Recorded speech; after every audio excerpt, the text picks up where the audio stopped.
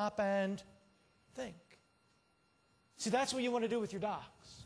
Your docs are intellectual people. They love the stimulation.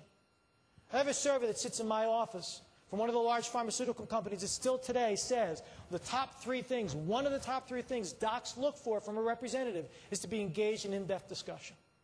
They value those conversations. The challenge is, how do you create them? So that's what we're going to take a look at now. But let me give you an example of this. By chance, how many of us remember a fellow by the name of George Stephanopoulos? How much remember him? A number of us? First came to know him during the Clinton administration. Actually helped Clinton win 2 elections.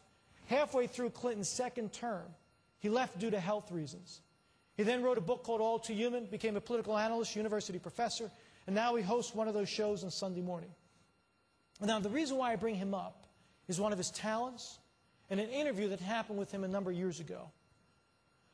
I will share with you, and I don't know if you remember this, but I would actually try to watch him, George Stephanopoulos, during presidential press conferences. And the reason being is because I thought he was probably the best spin doctor I ever witnessed. Now, if you think about it, that many years with Clinton, you're going to get good. You know? A lot of practice. But what I thought was kind of interesting, the night Clinton won 2nd term, pretty evident landslide victory over Dole, 9 o'clock Eastern Standard Time, 9 p.m., Maria Shriver approached him on the White House lawn and she said, George, personally, on a personal note, how does tonight compare to 4 years ago?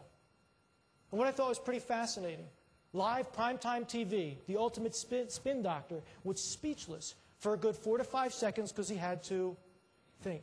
Couldn't spin it, how to process it. See, that's what it does for your docs. When you master this skill, docs will actually say that's a great question.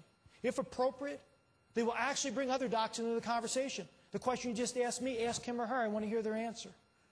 And our favorite story, and it will happen to you, is a doc will look you straight in the eye and say, I don't have time to answer that, which tends to prompt you to deliver your message and close. But what's interesting is the doc makes it about 40, 50, 60 feet down the hallway, and they actually come back looking for you. Because as they're walking away, they're answering the question in their head, and it actually bugs them not to respond. Now, we know the material works. The challenge is to get you to embrace it. So we're going to try to do some interaction right now through the workbook. So folks, what I'm going to